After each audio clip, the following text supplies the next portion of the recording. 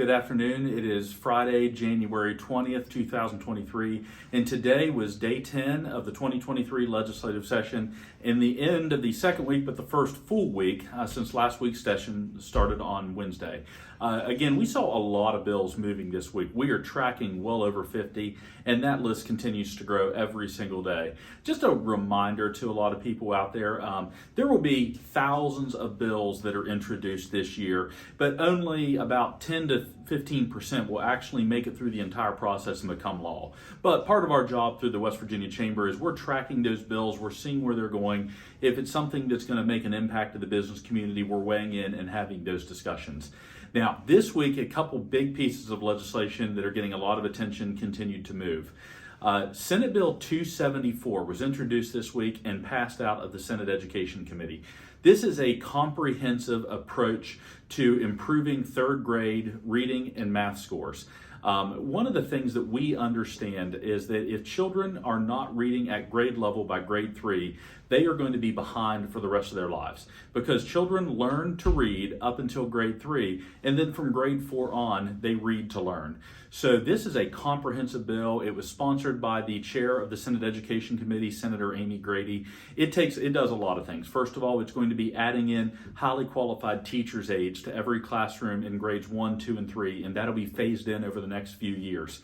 It's also going to be making sure there's a lot more professional development, and that if children are starting to fall behind, there's going to be a lot more impact to making sure that we get them back up to speed.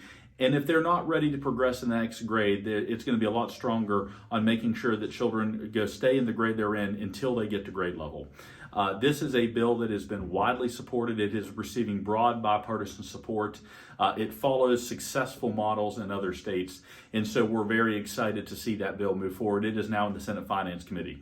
The House Education Committee passed a bill that basically adds in the teachers' aides. That is also encompassed in Senate Bill 274. So we believe that what will happen is that Senate Bill 274 will become the vehicle and will be what continues receiving action in the House once it crosses over. Income tax also saw passage in the House of Delegates this week. The governor's income tax bill, House Bill 2526. That is the 50% income tax cut over the next 3 years. Now, as it passed the House, it would provide a 30% cut this year, a 10% cut in 2024, and a 10% cut in 2025 for a total cut of 50%. It has been met coolly in the Senate.